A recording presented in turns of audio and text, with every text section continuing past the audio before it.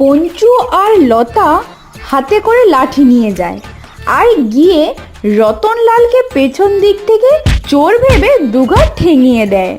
এ কি বাবা, আপনি আপনি আমার ঘরের ভেতরে বসে লুচি খাচ্ছেন? ওহ, ওরে বাবারে, তুমি আমাকে এভাবে মারলে জামাই বাবা?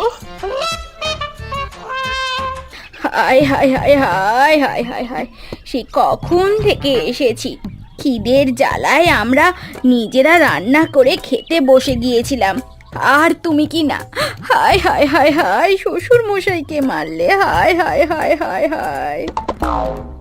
আরে মা, তোমার জামাই বুঝতে পারেনি, এইভাবে তোমরা ঘরের ভেতরে চোরের মতো, এ মা না না, মানে হলো ওই আর কি, ঘরের ভেতরে ঢুকলে কি করে? তাহলে এক কাজ করো, ভিক্ষা করে নিয়ে আসার সময় একটু মুরগির মাংস নিয়ে এসো, খাসি মাংসের দাম তো একটু